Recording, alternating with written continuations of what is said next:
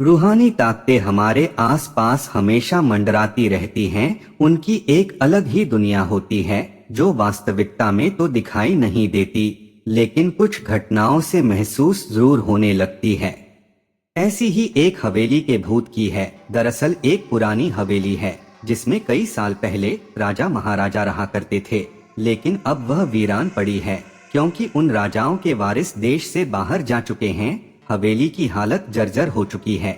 अब उसे मरम्मत की जरूरत है। इसके लिए शासन के नोटिस के अनुसार संपत्ति के मालिक को सूचित किया जाता है। कुछ दिनों में पूर्व राजाओं के वारिस में से एक लड़की हवेली में अपने बच्चे के साथ दाखिल होती है, जो कि उस जमाने के राजा के नाती की लड़की थी। उसका नाम उर्मिला था। उसके पति की कार एक एक्सीडेंट में मौत हो चुकी थी। अब वह विधवा हो चुकी है, लेकिन उसके पास उसका एक बेटा है जो 8 वर्ष का है और वह भी अपनी माँ के साथ हवेली आया है। हवेली बहुत विशाल थी, इसलिए उसकी साफ सफाई के लिए कई मजदूर बुलाया गए, जिन्हें चप्पे चप्पे की सफाई करने का ठेका दिया गया। किसी को नहीं पता कि हवेली के कोने कोने में कितने खूनी रहस्य छुपे हुए हैं। उर्मिला के आने के बाद हवेली की हवा रूहानी होने लगती है। ऐसा लग रहा था मानो कोई वर्षों से इंतजार कर रहा था इस हवेली के वारिस का। एक रात उर्मिला अपने कमरे में अपने बच्चे के साथ सो रही होती है। अचानक उसके खिड़की से एक पक्षी टकराकर मर जाता है। यह घटना अपने आप में असामान्य थी। पक्षी टकराते ही उर्मिला की नींद खुल जाती है और जब वह लाइट जलाकर देखती है तो डर से चीखने लगती है, क्योंकि उस कमरे की खिड़की से एक पक्षी फंसा हुआ था और उसके शरीर से खून की बूंदें फर्श पर गिर रही थी। नजारा इतना भयावह था कि वह अपने बच्चे को उठाना नहीं चाहती थी, लेकिन उर्मिला हिम्मत करके उस पक्षी को खिड़की से बाहर फेंक देती है। लेकिन इसके बाद उसे रात भर नींद नहीं आती और वह सुबह तक जागती रहती है।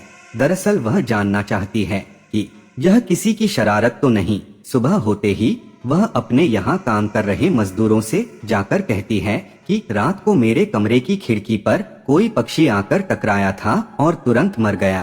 क्या तुम लोगों में से किसी ने यह हरकत की है? क्योंकि पक्षी खुद बखुद तो खिड़की से नहीं टकरा सकता। मजदूर कहते हैं, नहीं, हमने तो खिड़की से नीचे किसी पक्षी को मरा हुआ नहीं देखा। हम तो अभी वहाँ से चले आ रहे हैं और जब सभी जाकर देखते हैं तो वहाँ वह पक्षी नहीं होता। उर्मिला घबराने लगती है कि यह क्या, यहाँ तो पक्षी होना चाहिए या कम से कम खून की कुछ बूंदें दिखनी चाहिए, लेकिन यहाँ पर पक्षी का एक पंख तक नहीं पड़ा हुआ। उर्मिला सभी मजदूरों को कहती है कि हवेली में बहुत सी कीमती चीजें और मूर्तियाँ हैं, संभाल के साफ सफाई करना। मजदूर अपने अपने काम में लग जाते हैं। उर्मिला अपने बच्चे के साथ कमरे में टीवी देख रही होती है कि अचानक हवेली की छत से एक मजदूर नीचे गिरता है। उर्मिला को अचानक लोगों की आवाज सुनाई देती है।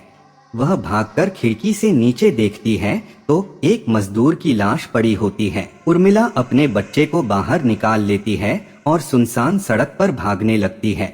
रास्ते में उसे एक कार आते दिखाई देती है और कार रोकने के लिए उर्मिला सड़क के बीच में खड़ी हो जाती है और अपनी मदद के लिए चिल्लाने लगती है।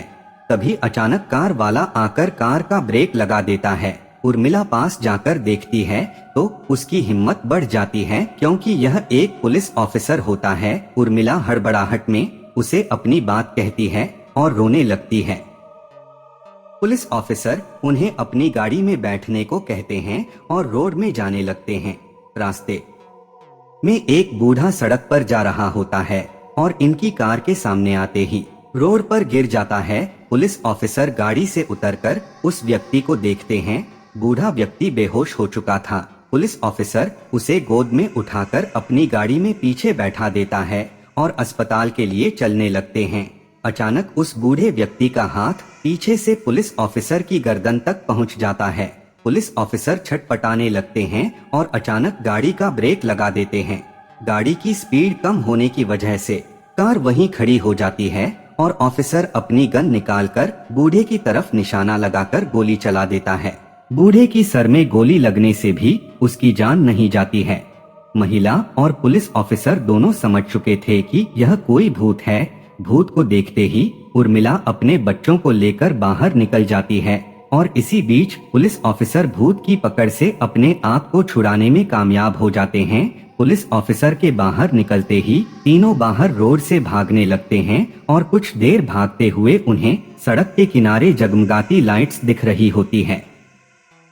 पुलिस ऑफिसर उर्मिला से कहते हैं कि मैडम यह एयरपोर्ट है, जल्दी चलिए। उर्मिला अपने बच्चों को लेकर एयरपोर्ट के अंदर पहुंच जाती है।